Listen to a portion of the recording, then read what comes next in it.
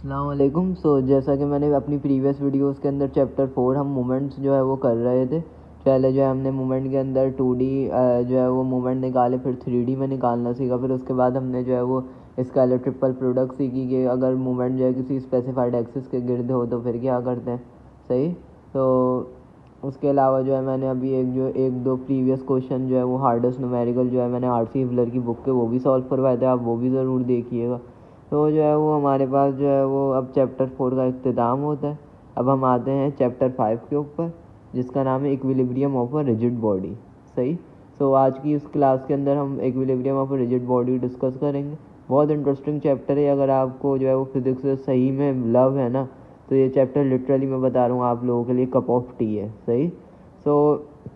Discuss करते हैं। आइए, सबसे पहले तो व्हाट इज़ रिजिड बॉडी, ये हमें जो है वो लाजमी पता होना चाहिए कि रिजिड बॉडी होती क्या है। तो रिजिड बॉडी एक ऐसी बॉडी को बोलते हैं जो डिफॉर्म ना हो सके। सही। विच डज नॉट डिफॉर्म नहीं होगी है। डिफॉर्म का मतलब यानी कभी भी जो है इसको हम ब्रेक नहीं कर सकते। सही। हालांकि ये एक्सेप्शन है, रियल वर्ल्ड में जो है कोई भी बॉडी जो है वो रिजिड बॉडी नहीं होती, हर बॉडी जो है वो डिफॉर्म होती है। सही। ऐसी कोई बॉडी नहीं है जो डिफॉर्म ना हो। सही। आइए हम ज़रा डिस्कस करते हैं। पहले हम जो है वो equilibrium of a particle discuss करते हैं। We have so far deal with the equilibrium of a particle in which we have seen that sigma f equal to 0। हमने क्या डिस्कस किया था इक्विलिब्रियम ऑफ पार्टिकल में कि जिसके अंदर हम फोर्सेस का सम 0 के बराबर लेते थे। यही इक्विलिब्रियम की कंडीशंस होती हैं कि मैं सिग्मा एफ एक्स 0 के बराबर ले लूँ, सिग्मा एफ वाई 0 के बराबर ले लूँ और सिग्मा एफ जी 0 के बराबर ले लूँ। It's not only necessary condition, ये एक नेसेसरी कंडीशन होती थी, बल्कि a sufficient condition for particle to be in equilibrium. इसी की वजह से पार्टिकल जो है वो इक्विलिब्रियम के अंदर होता है, वरना पार्टिकल इक्विलिब्रियम में ना हो। अब इक्विलिब्रियम क्या होता है ये भी मैं आपको बता देता हूँ। Equilibrium is called state of balance. मतलब अगर 50 न्यूटन यहाँ है तो 50 यहाँ है, तो दोनों अगर बैलेंस कर रहे हैं एक दूसरे को, तो बॉडी किस में है, रेस्ट में है। तो इक्विलिब्रियम यही चीज़ होती है कि a body is in rest और मूविंग विद कांस्टेंट वेलोसिटी। सही। तो ये उसके लिए हमारे पास क्या शर्त है, सिग्मा एफ 0 के बराबर होना चाहिए। सही। तो we then draw a free body diagram which was simply a sketch which shows the particle free from its surrounding with all forces that act on it। उसके बाद हम क्या करते थे भाई कि हम जो है वो पार्टिकल की फ्री बॉडी डायग्राम बनाते थे, फिर उसको जो है वो सराउंडिंग से फ्री कर लेते थे। सही है। अब बात करते हैं equilibrium of a rigid body की। In this chapter we will see that what are the necessary and sufficient condition required for equilibrium of a rigid body. अच्छा, मैं आपको एक बात ये भी बता दूंगा, particle is a point mass. Particle is a point mass, ये आपको जो है ना याद रखना है, ये बहुत इंपॉर्टेंट कॉन्सेप्ट है। Particle is a point mass. अब पॉइंट मास होता क्या है भाई सर, तो ज़रूर आप लोगों को बताता हूँ मैं पॉइंट मास किसको बोलते हैं। Point mass is we neglect size of object. क्या बात, we neglect size of object. इसके अंदर हम साइज कंसिडर नहीं करते बॉडी का। जैसे ये मेरी बॉडी है, मैं इसका साइज कंसिडर नहीं करूँगा। क्या कंसिडर करूँगा, we only consider mass of the object. सिर्फ मैस कंसिडर किया जाएगा और साइज को हम निगलेक्ट कर देंगे। यही वजह है कि इक्विलिब्रियम ऑफ पार्टिकल में हम मोमेंट की इक्वेशंस नहीं लेते थे। ये बहुत मिलियंस का कॉन्सेप्ट है, अगर आप लोग ये समझ जाए ना तो मैं लिटरली बता रहा हूँ, statics is a cup of T for you. वहाँ पर हम जो है वो पार्टिकल की बात कर रहे थे। पार्टिकल को हम पॉइंट मास कहते हैं। पॉइंट मास क्या होता है वो मैंने आपको बता दिया कि जिसके अंदर हम साइज निगलेक्ट करते हैं और पार्टिकल का मैस कंसिडर करते हैं। तो जो है वो उसकी वजह से क्या होता है, हमारे पास कोई मोमेंट क्रिएट ही नहीं होता। यही वजह है कि हम क्या करते हैं, हम उसके अंदर सिग्मा एम इक्वल टू 0 नहीं लेते थे। लेकिन यहाँ पे इस चैप्टर के अंदर we are discussing about rigid bodies, now we also consider a size of the object। अब इस चैप्टर के अंदर हम साइज भी कंसिडर करेंगे, इसी वजह से हमारे पास मोमेंट भी क्रिएट होगा। तो ये आप याद रखिएगा। आई होप कि यहाँ तक क्लियर होगा। Now move further. Equilibrium of a rigid body. To develop the equation of equilibrium for a rigid body, to introduce the concept of free body diagram for a rigid body. अब ये objectives आपको बता रहा है इसके जो है वो हमें इक्वेशन बनानी है रिजिड बॉडी के लिए, फिर इंट्रोड्यूस करना है कॉन्सेप्ट किसका, फ्री बॉडी डायग्राम का, जो आप जो है वो चैप्टर 3 के अंदर अच्छे से पढ़ के आए होंगे। उसके बाद आ जाए एप्लीकेशंस के ऊपर। अब देखें एप्लीकेशन क्या है, कहाँ कहाँ यूज़ हो रहा है। 200 kg platform is suspended off an oil rig, how do we determine the force reaction at the joints and the forces in the cable. Cable के अंदर हम कैसे फोर्स जो है वो जॉइंट की रिएक्शन फोर्स निकाल सकते हैं। How are the idealize model and the free body diagram use to do this, which diagram above is idealize. तो अब आइडियलाइज कौन सी डायग्राम है, आपको खुद पता है कि मैं इसकी अगर फ्री बॉडी डायग्राम बनाऊँ तो इसका वेट कहाँ सेंटर में एक्ट करेगा, जो जी की फॉर्म में आ गया, और इधर पिन सपोर्ट है तो दो रिएक्शन आ गए, ये केबल है तो जो है वो अपवर्ड डायरेक्शन में फोर्स आ गया। अभी पिन सपोर्ट क्या है, दो रिएक्शन क्यों आए हैं, वो मैं आपको आगे चल के बताऊंगा, अभी इसकी टेंशन नहीं लें, बस ये याद रखें। उसके बाद है एप्लीकेशन पे, steel beam is use to support roof joints, how can we determine the support reaction at A and B. A and B के ऊपर हम कैसे सपोर्ट रिएक्शन निकाल सकते हैं। Again how can we make use of an idealize model and a free body diagram to answer this question. So condition for a rigid body, अब rigid body की condition आप देख सकते हैं। In contrast to the forces on a particle, जहाँ तक बात थी पार्टिकल की, जो हम फोर्सेज करते हैं, the forces on a rigid body are not usually concurrent and may cause rotation of the body. यही बात मैं आप लोगों को शुरू में बता रहा था, जो स्लाइड के अंदर भी आ गई है। क्या ये कि जो है वो फोर्सेस जो है वो कॉन्करेंट नहीं होती, यानी एक पॉइंट पे लाई नहीं कर रही होती, जिसकी बदौलत क्या होता है, रोटेशन पैदा होती है। रोटेशन पैदा होती है, रोटेशन पैदा होगी तो ऑब्वियसली मूवमेंट पैदा होगा। उसके बाद है for a rigid body to be in equilibrium the net force as well as the net movement about any arbitrary point O must be equal to 0। तो अब अगर रिजिड बॉडी का हमें इक्विलिब्रियम में करना है तो जाहिर सी बात है कि सिग्मा एफ भी 0 होगा, और जाहिर सी बात है कि सिग्मा एफ भी 0 होगा और सिग्मा एम भी 0 होगा, यानी मूवमेंट भी 0 होगा। अब मूवमेंट यहाँ पे क्यों लिया है सर, चैप्टर 3 में तो हम सिर्फ सिग्मा एफ ले रहे थे, हम इक्विलिब्रियम की कंडीशंस के लिए F x equal to 0, F y equal to 0, F z equal to 0। Sir ऐसा क्या हुआ यहाँ पे जो हम एम भी ले रहे हैं, तो बेटा वो मैं आप लोगों को बता चुका हूँ कि यहाँ पे हम बॉडी को पार्टिकल नहीं as a whole body consider करते हैं, इसके अंदर हम निगलेक्ट साइज को निगलेक्ट नहीं करते। Okay, let's move further. For analyzing an actual physical system, first we need to create an idealized model. Idealized model हम बना लेंगे. Then we need to draw a free body diagram showing all the external and reactive forces. ये आप लोगों को I hope पता होगा. Finally, we need to apply the equation of equilibrium to solve for any unknown. अब जो हम unknown solve करते थे चैप्टर 3 के अंदर, sigma F x equal to 0 ले लेते थे, सिग्मा एफ वाई ले लेते थे, सिग्मा एफ जी ले लेते थे, जहाँ पे जो अननोन होते थे उनको साइमल्टेनियसली सॉल्व करके और आंसर निकाल लेते थे। अब यहाँ पे भी यही चीज़ होगी, लेकिन यहाँ पे थोड़ा सा मसला ये है कि यहाँ पे हमारे पास 6 इक्वेशन आएंगी। 6 इक्वेशन कैसे आएंगी देखें, 3 तो फोर्सेस की आ गई, एफ एक्स, एफ वाई और एफ जी इक्वल टू 0, और 3 मूवमेंट की भी तो आएंगी। क्यों, मूवमेंट को नहीं लोगे तीनों एक्सिस के अंदर, M X, M Y, M Z. So there is a huge difference between chapter 3 and chapter 5। वो मैं आप लोगों को बताऊंगा कि आपको कैसे ट्रिक से जो है वो ऐसा पॉइंट कंसिडर करना है जहाँ पे आपको मैक्सिमम जो है वो नोन फोर्सेस हों और एक ही अननोन हो, ताकि आप आराम से उस वैल्यू को निकाल सकें। So let's move further. Draw an outline shape, imagine the body to be isolated or cut free from its constraint and draw its outline shape. अब ये देखें, ये यहाँ से ना फिक्स्ड हुआ हुआ है, ये यहाँ से फिक्स्ड हुआ हुआ है, तो जब फिक्स्ड होगा और 1200 न्यूटन की फोर्स आ रही है तो मैंने इसकी फ्री बॉडी डायग्राम बना दी। अभी इसको आप ज़रा गौर से मत देखिए। अब आ जाइए सपोर्ट रिएक्शंस के ऊपर। अब ये है असल कॉन्सेप्ट, ये बिलियन ट्रिलियन का कॉन्सेप्ट है, ये चैप्टर 5 के अंदर यही एक चीज़ है जो सबसे ज़्यादा इम्पोर्टेंट है। तो क्या है देखें, अगर मुझे कभी भी कोई केबल गिवन हो, केबल से मुराद क्या है, टेंशन, फोर्स, कोई भी एक तार गिवन हो, तो मैं जब उसकी फ्री बॉडी डायग्राम बनाऊंगा तो उसकी जो डायरेक्शन होगी उसी डायरेक्शन में फोर्स एक आ जाएगी। ये आप लोगों को याद रखना, सही है। इसी तरह यहाँ पे अगर हम बात करें रोलर की, तो रोलर को देखें, अब देखें इसका जो तरीका है ना समझने का, वो ये है कि जहाँ पर फोर्सेस जो है वो एग्जिस्ट नहीं कर रही हैं, मतलब सही से जो है हमारे पास फोर्सेस लाना मुश्किल हो रहा है, तो वहाँ वो उस साइड में हमें रिएक्शन मिलेगा। लेट सपोज कि अगर मैं बात करूँ ये रॉकर की, तो आप क्या कर सकते हैं, इसको अपवर्ड उठा सकते हैं, सही है। अब जाहिर सी बात है आम बंदा तो नहीं उठा सकता, हफ्सी का बच्चा लाऊंगा तो ही उठाएगा, सही उठा सकते हैं। क्या ये इधर मूव कर सकता है? बिल्कुल कर सकता है सर। क्या ये जो है वो हॉरिजॉन्टली मूव कर सकता है? बिल्कुल कर सकता है। बट क्या ये नीचे की तरफ आ सकता है? Not at all.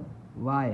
क्योंकि यहाँ पे ज़मीन को वो अब अंदर तो जो है वो सरफेस की वजह से वो रोकेगी सरफेस, तो यहाँ से हमें जो है वो रिएक्शन मिलेगा। ये देखिए, ये हमारे पास रोलर है, ये यूँ लगा हुआ है ये यहाँ पर।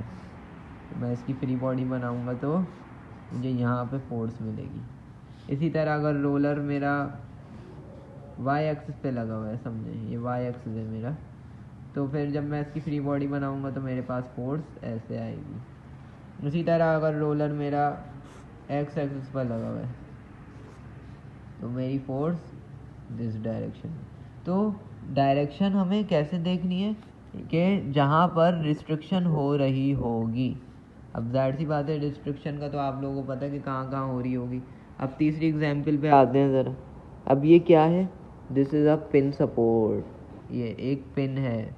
अब देखें, मैं आपको बड़ी अच्छी एग्जाम्पल देता हूँ पिन की।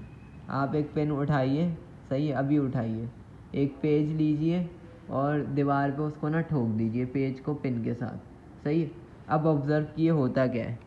पहले जब आप उसको लगाएंगे, थोड़ी हवा जब चलेगी तो वो पेज उड़ना शुरू हो जाएगा, सही है। लेकिन क्या ऐसा होगा कि वो जो है वो हॉरिजॉन्टली मूव होना शुरू हो जाए, मतलब पेज ये देखें, ये पेज लगा हुआ है, ये यूँ आगे आना शुरू हो जाए या ये ऊपर आना शुरू हो जाए, ऐसा होगा?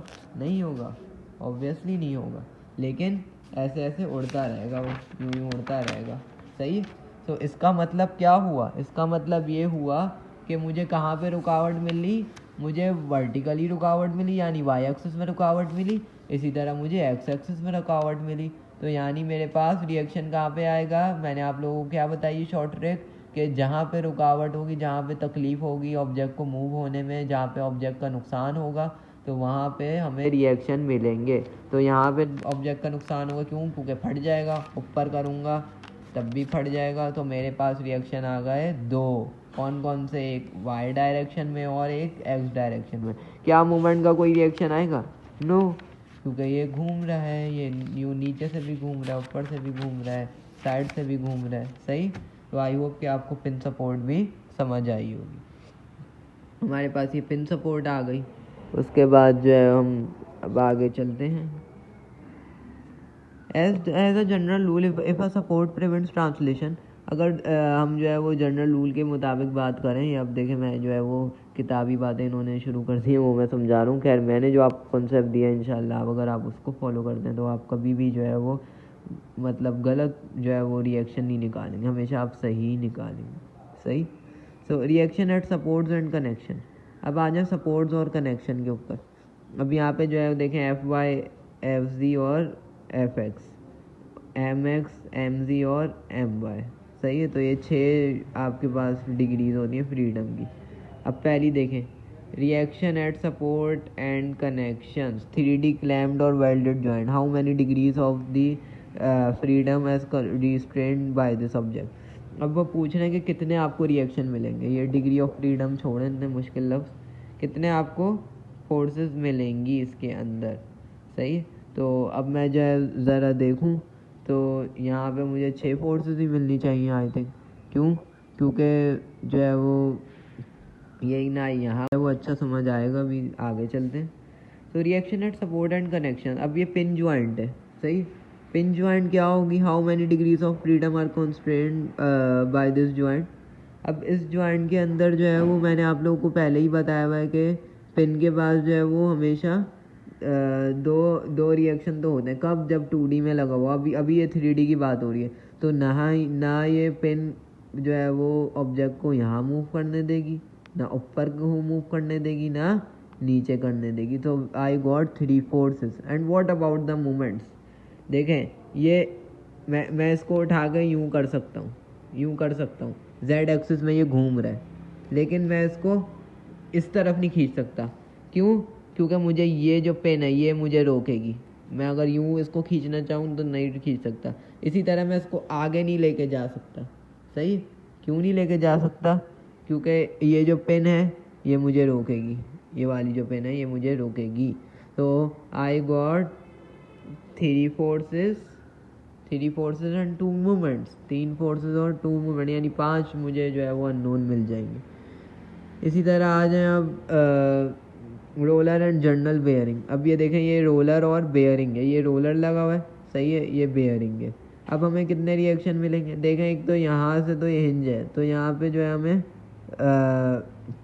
कोई फोर्स में तो ये मूव ही नहीं करेगा, मतलब ना ये पीछे चला जा, अगर मैं यूँ हाथ से इसको धक्का दूँ तो ये ना पीछे आ सकता है, ना आगे आ सकता है, ना ऊपर आ सकता है, ना नीचे जा सकता है। So I got 3 forces, but what about the movements कितने होंगे यहाँ पर? तो आप देख सकते हैं कि ये जो चीज़ है, अगर आप इसको यूँ पकड़ के यूँ घुमाएं तो ये सिलाई मशीन, जैसे हाथ वाली सिलाई मशीन होती है, तो उस एक्सिस के अंदर ये घूमेगी, यानी जी एक्सिस के अंदर घूम सकती है। लेकिन क्या ऐसा हो सकता है कि मैं इसको यूँ कर लूँ, या ऐसा हो सकता है मैं इसको नीचे ले जाऊँ? No, not at all. So I got 2 movements here, कि आई होप क्लियर जा रहा होगा आपको ये कॉन्सेप्ट। उसके बाद आ जाए reaction support and connections, roller and general bearing. Some types of bearing allow the shaft board to rotate and to slide through the bearing. अब कुछ टाइप जो होती है ना, पहली टाइप तो क्या थी, जहाँ पर ये चीज़ फिक्स थी, मतलब यहाँ से जो है वो हमारा रोलर फिक्स था। लेकिन अब वो क्या बोल रहे हैं कि रोटेट भी करने देता है और स्लाइड भी करने देता है, मतलब जिस एक्सिस में लगा हुआ है ना, जैसे ये किस में लगा हुआ है, लेट सपोज एक्स में लगा हुआ है, तो ये आगे पीछे हो सकता है, यानी स्लाइड हो सकता है।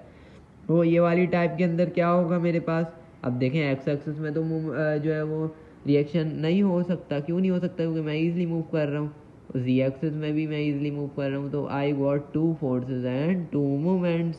सही है। क्या कौन कौन सी फोर्सेस सर एक ए वाई आ गई, एक ए जी आ गई। इसी तरह ये मूवमेंट मेरे पास एम एक्स आ जाएगा और एम वाई आ जाएगा। क्यों है एम एक्स एम वाई आएगा? क्योंकि जी एक्सिस के अंदर ये रोटेट कर रहा है। Let's move further. अब ये वाला आप देख सकते हैं, reaction at support and connection like a pin joint but allows rotation about 2 axis. 2 axis के दरमियान जो है वो हमें रोटेशन अलाउ करेगा। मतलब समझें, ये यूँ भी आ रहा है, यूँ भी आ रहा है और आगे पीछे भी जा रहा है। तो इसका क्या होगा मेरे पास, इसके जो है हमारे पास 3 फोर्सेस और 1 मूवमेंट आ जाएगा। सही है। 3 फोर्सेस क्यों आई हैं? क्योंकि ना ये ऊपर हम खींच सकते हैं, ना हम इस तरफ लेके जा सकते हैं, ना हम आगे पीछे मूव कर सकते हैं। तो आई होप कि आप लोगों को क्लियर होगा। बट रोटेशन 2 एक्सिस में दे रहा था तो 1 मूवमेंट फिर भी मिलेगा। 3 फोर्सेस एंड 1 मूवमेंट। अब देखें, इसकी बात करते हैं, reaction at support and connection, ball and socket joint. अब ये बॉल एंड सॉकेट ज्वाइंट क्या है भाई? ये बॉल एंड सॉकेट ज्वाइंट एक बड़ी अच्छी चीज़ है। ये ना एक्स एक्सिस में आपको घुमाने से रोकती है, ना वाई एक्सिस में रोकती है, ना जी एक्सिस में रोकती है, यानी इसके लिए मूवमेंट हर जगह प्रोड्यूस हो सकता है। सही। Reaction forces prevent any relative motion. Reaction movements allow us free rotation about all 3 axis. तीनों एक्सिस के दरमियान रोटेशन देता है। सही है। तो इसके कितने रिएक्शन आ जाएंगे? मैंने आप लोगों को बताया है कि रिएक्शन कब आते हैं, जब हम किसी चीज़ के अपोजिट जा रहे हों। वो चीज़ को कोई बंदा करना नहीं चाह रहा हो, लेकिन हम कह रहे हो नहीं नहीं कर तू कर। जैसे हम बच्चे हैं जो है, हम पढ़ाई से भाग रहे हैं, लेकिन तो हमारा रिएक्शन क्या मिलेगा? हमें रिएक्शन फोर्स मिलेगी स्टडी। क्यों मिलेगी? क्योंकि हमें उसमें जो है वो आने के लिए तकलीफ़ चाहिए। इसी तरह जैसे मैंने आप लोगों को बताया कि जो सम ऑब्जेक्ट्स होते हैं उनको हमें कैसे टैकल करना होता है। तो आई गॉट 3 फोर्सेस ओनली। मैं सिर्फ 3 फोर्सेस लूँगा और मैं कोई भी इसके अंदर मूवमेंट नहीं ले सकता, क्योंकि तीनों अलाउ हैं। अब स्लाइडर विद पिन जॉइंट। अब ये देखें ना, ये वाली चीज़ देखें आप, ये स्लाइड भी होगा और है भी पिन जॉइंट। तो मेरे पास जो है वो 3 फोर्सेस आ जाएंगी आई गेस, और 2 मूवमेंट्स आ जाएंगे। 2 फोर्सेस एंड 2 मूवमेंट्स आएंगी। अच्छा, ये 2 फोर्सेस क्यों आएंगी? क्योंकि देखें, एक तो ये जो है वो स्लाइडर भी था ना, इस एक्सिस में मूव कर रहा था।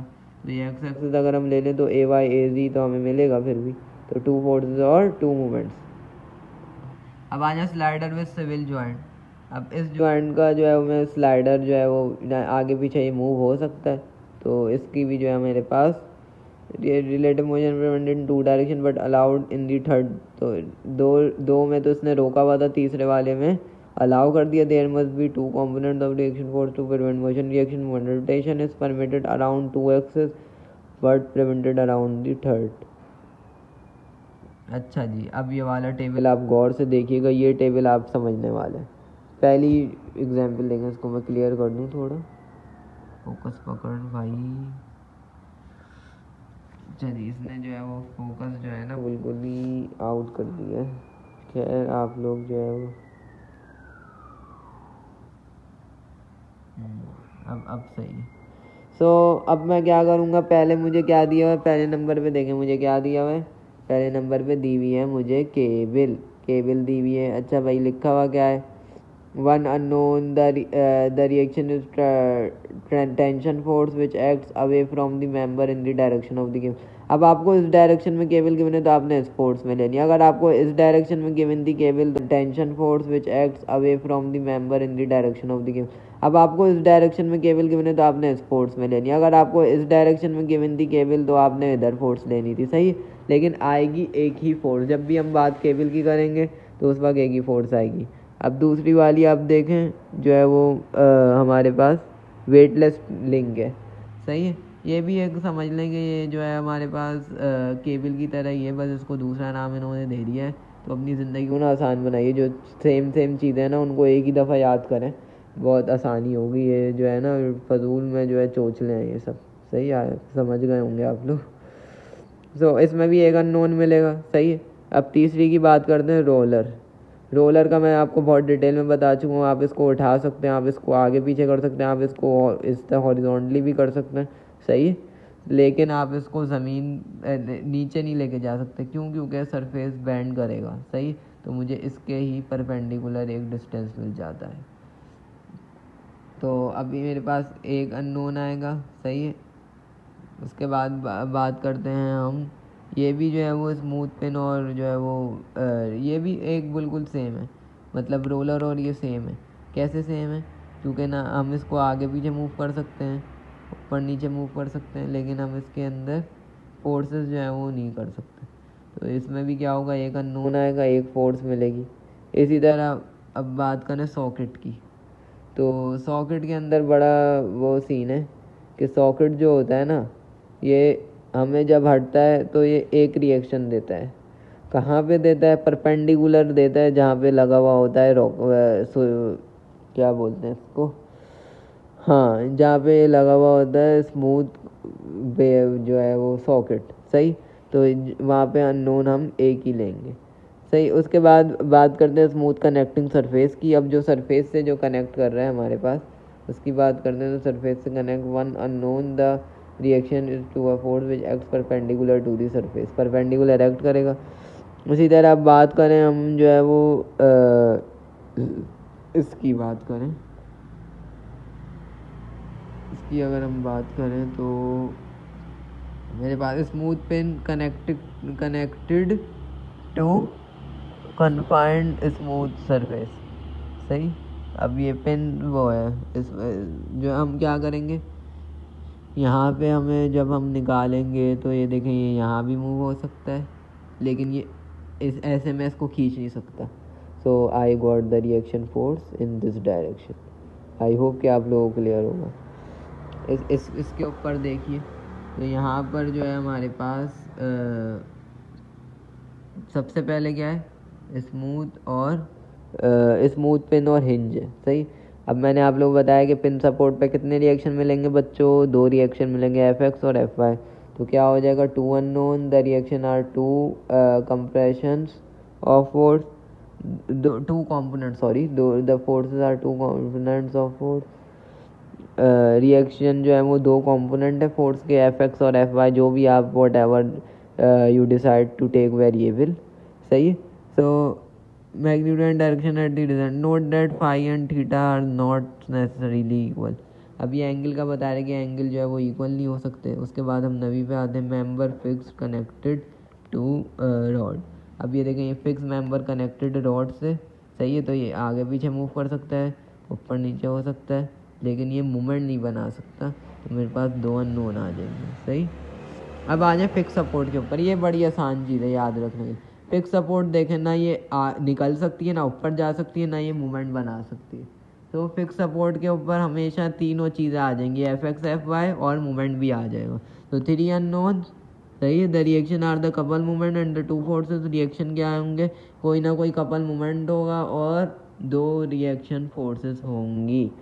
तो ये लेक्चर जो है वो यहाँ तक ही था। टेबल हमने क्या क्या पढ़ा, हमने इक्विलिब्रियम ऑफ रिजिड बॉडी पढ़ा, हमने ये फ़र्क जाना कि इक्विलिब्रियम ऑफ पार्टिकल और इक्विलिब्रियम ऑफ रिजिड बॉडी में फ़र्क क्या था।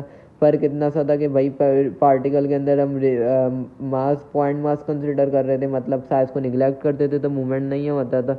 इसी तरह जो है वो दूसरे और इसका एक और डिफरेंस ये था कि सिर्फ सिग्मा एफ लिया जाता था, F X X Y F Z लिया जाता था और आपका काम आसान होता था। लेकिन रिजिड बॉडी के अंदर क्या है कि आपको जो है वो मूवमेंट भी दिखाएंगे, यानी तीनों movement M X M Y M Z और फोर्सेस भी दिखाएंगे। तो 3 3 6 हो गई, सही। तो ये चीज़ है यहाँ पर जो है ना आपको रिजिड बॉडी के अंदर, बस ये डिफरेंट है। और इसके अंदर हम साइज निगलेक्ट नहीं करते, इसलिए मूवमेंट आ रहे हैं, सही। तो आई होप कि आप लोगों को क्लियर होगा। तो ये मेरा जो है चैप्टर 5 का पहला लेक्चर था। इसको जो है आपने अच्छे से देखना, अगर आप ये समझ लेते हैं तो आपको जो है न्यूमेरिकल आप बुक की खोल के, आर सी हिबलर की बुक खोल के कुछ कोई भी न्यूमेरिकल आप उठाएं और बिल्कुल करें। अल्लाह आपको कामयाबियाँ दे, मुझे भी दे। Thank you.